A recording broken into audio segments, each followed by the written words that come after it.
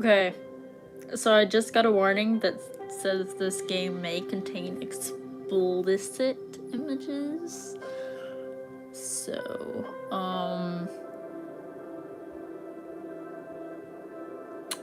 you have been warned. This game can be explicit.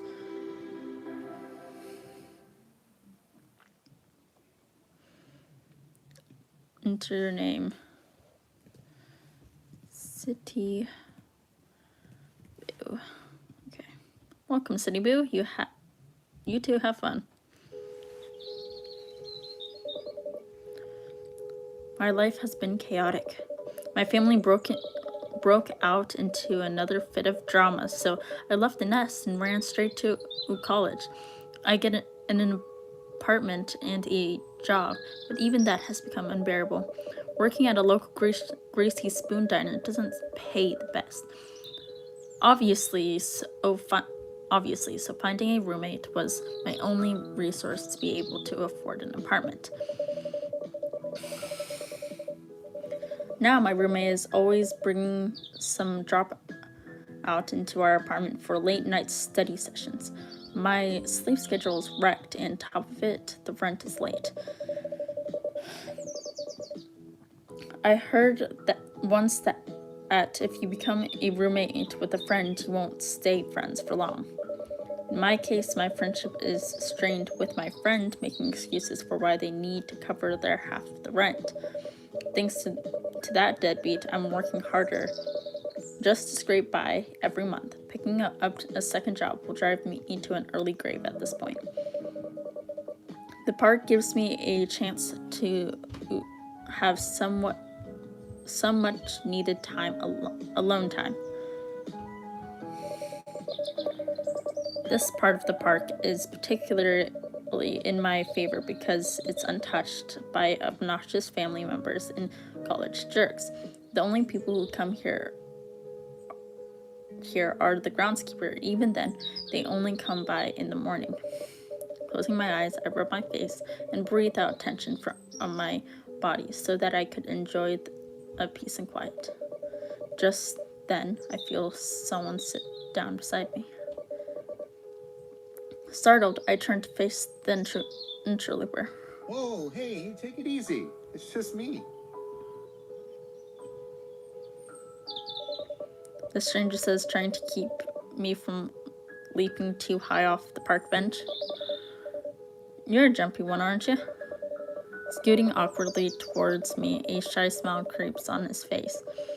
I keep my eyes on him like a hawk, unsure what the intentions are, not once doing an unblinking eye stare from mine. So are you waiting for a family member or a friend? It just seems kind of odd for you to be sitting here all alone like this, and so far away from the jogging track. Chill runs down my spine. I cross my arms over my chest and slide myself away from him, perching closer to the edge of the bench. Does a sane person walk up to you out of the blue and start asking such questions? Hello. Warning to everyone, this is, I heard that this has some explicit content, so just a quick little warning to everyone. I'm not sure what kind of content, but apparently it's explicit, so just fair warning. The stranger picks up the unease, refraining from moving any closer towards me, crossing his fingers in between his legs. He smiles warmly.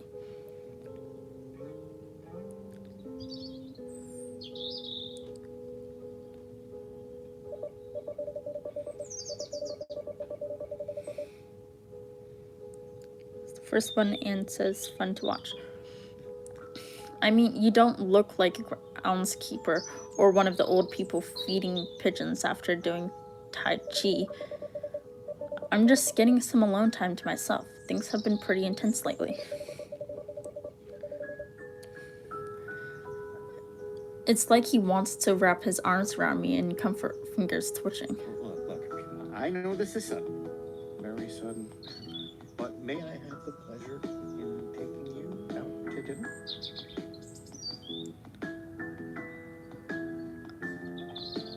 But if you're free tonight, I have the pleasure.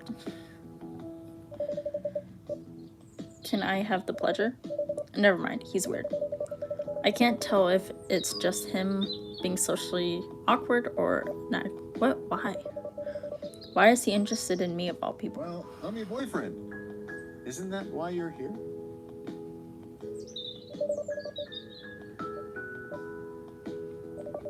My boyfriend? Why would he be assuming we're in a relationship? The stranger sits patiently waiting for my answer.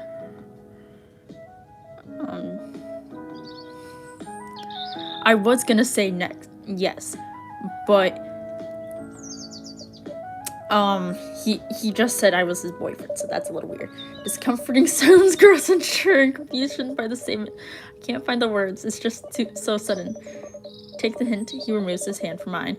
Looking away, the stranger chuckles awkward. Hey, I get if you don't want me to be your boyfriend. I just thought I'd take the chance to ask you out. If he is guilt tripping me, he's doing a terrible job. Well, it's just that I don't know you, so don't worry, I get it. I suppose I'd be a little weirded out too if some random stranger came up to me and asked me out on a date. Flattered, but still a little uneasy. He's taking my rejection well, not throwing a fit or making a scene. The stranger's almost understanding of my feelings. Thank God. I better get going then. It was nice talking to you though. Giving a smile and a sad wave before walking away, he leaves me alone on the bench.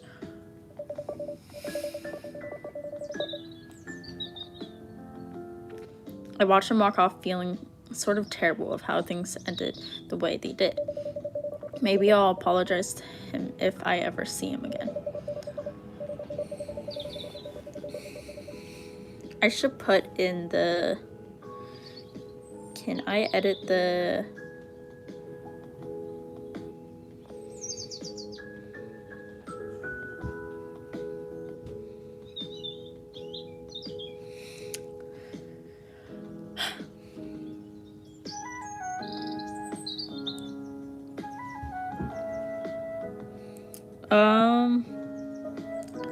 Well, oh, hello. I can't edit things, but just warning, the game does say that it is explicit. I don't know what explicit content it has, but it says it's explicit. And so, yeah, just fair warning.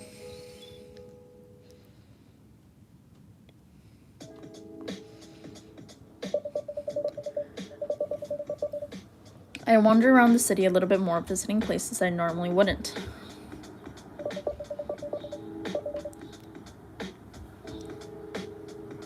I still can't get that man out of my head. It's baffling. On one hand, I'm glad that he didn't keep harassing me about going on a date with him. At the same time, I wish he stayed around for a little bit and just talked to me like a normal person. Oh, hello. What is this? It is called Your Boyfriend.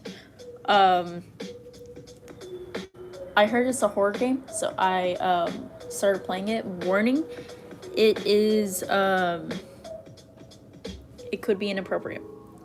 I don't know with what explicit content, but it could be explicit.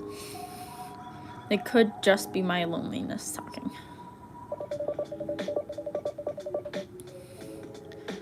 I come across a local florist. I remember passing on a few of my downtown walks. I've been meaning to stop in and pick up some flowers for the apartment, but could never seem to find the time. Well, I have time now, so why not?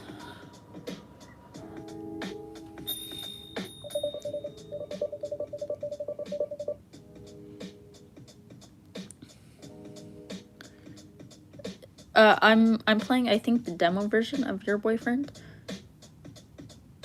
because I am too broke to buy the actual version. Stepping into the shop, I'm hit with the fluorescent combined scent of various flowers inside. I wander past the colorful displays of flower arrangements, potted plants, and small gift bags at potpourri, I had particular purchase in mind. I catch the scent of the roses from a rustic wooden shelf display. Being mindful that some still had their thorns, I reach out to pick one up.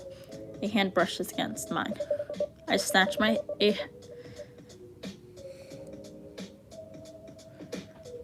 head away, catching a glance at the other person.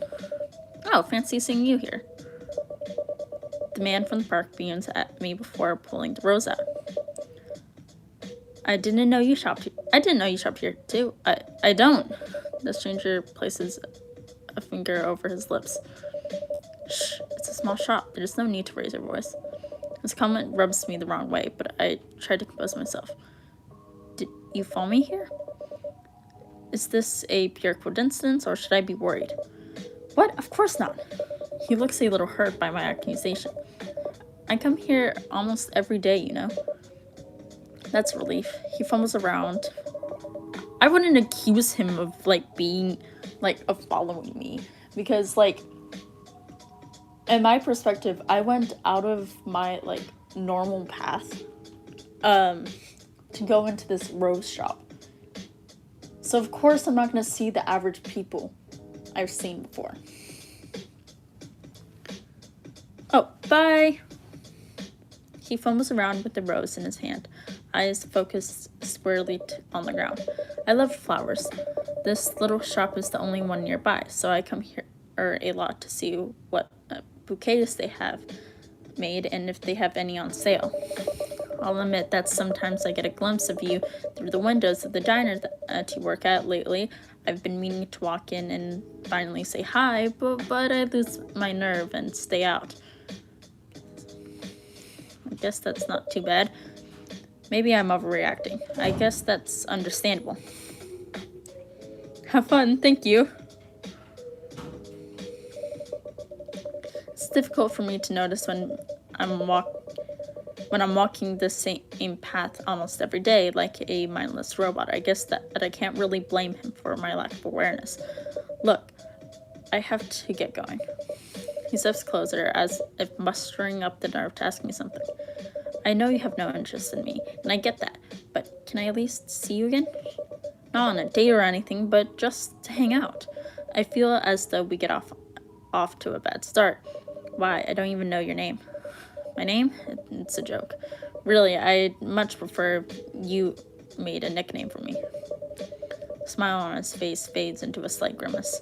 I really don't like my name. Honestly, I'd rather be called something else, like a nickname or something.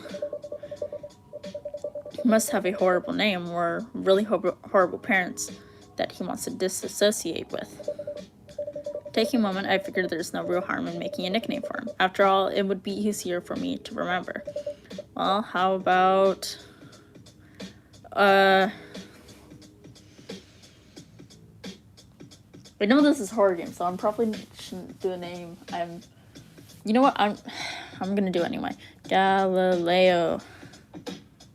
Her name's Galileo now. How about Galileo? He seems pleased with what I came up, despite how silly or tacky it might have been. Yeah, that's much better. Honestly, thank you. I see that the sun is getting low in the sky.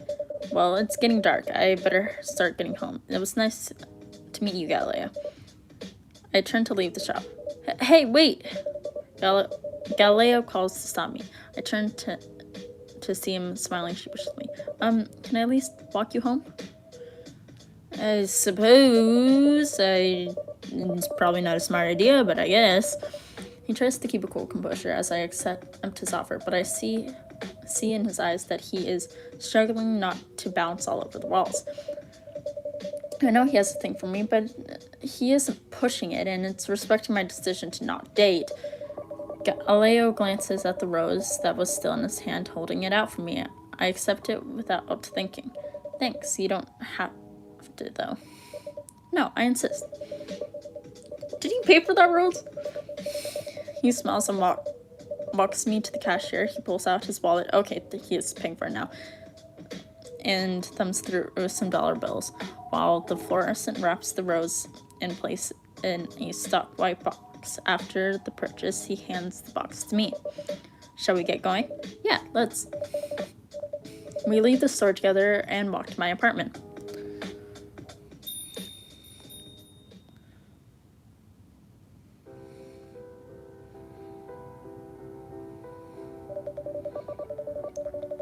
The walk is surprisingly nice as the two of us go back and forth in conversation. Hello! Galileo surprisingly did most of the talking.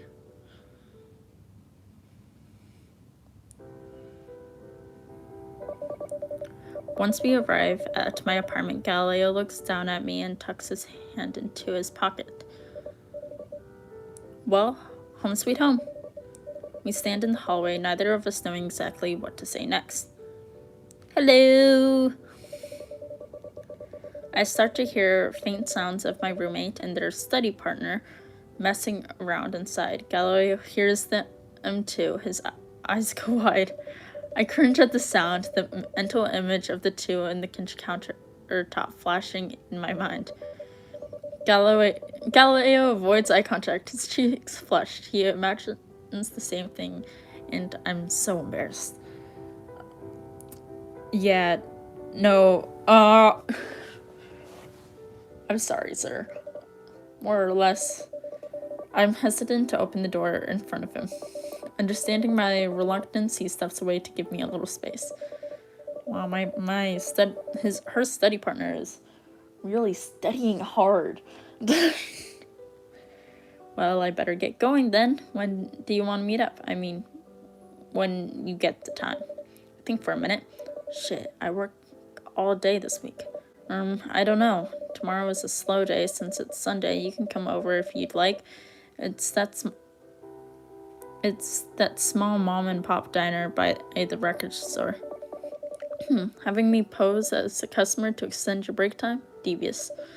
I like it. He flashes a weary smile before turning a saunters down the hall, giving me a goodbye wave before disappearing. I'll be there around noon then.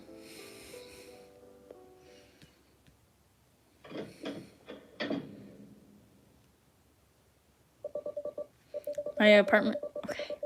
I got so scared that I was gonna have to quickly turn off the volume because if it starts making the noises. I got scared. Okay, my apartment is silent except for the rummaging sound of my roommate's study partner in the kitchen. I shield my eyes and I walk past. They have a habit of walking around naked afterwards. I don't even want to guess if they were dressed this time. Not bothering to turn on the lights in my room, I flop down on my bed, face first, into the mattress with my limbs spread out like a star. Letting out a long groan, I roll onto my back and stare up at the ceiling. It was rather eventful day. I got a little quiet time and I made a new acquaintance despite getting off on the wrong foot at first. Too tired to get up and find a vase or a glass of rose, I rested on my nightstand. I don't even bother getting undressed. I pull the blankets over myself and drift off to sleep.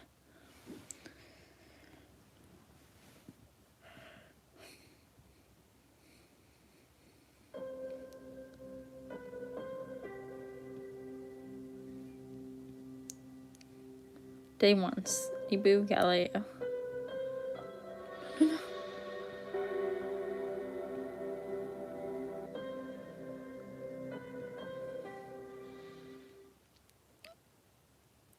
Okay. Did you have a nice time with Galileo? Don't answer that. It's time to get up and face another day.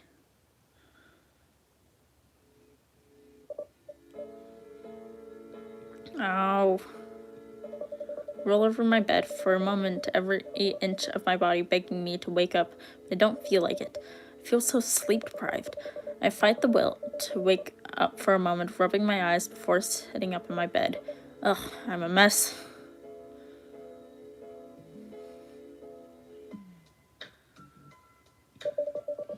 Dirty clothes I've yet to wash. I've been too busy, exhausted to get these done.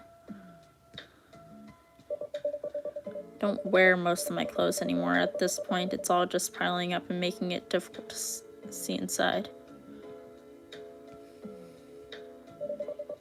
The plushie at a carnival still smells like cherries. Huh, I thought I had the window closed last night.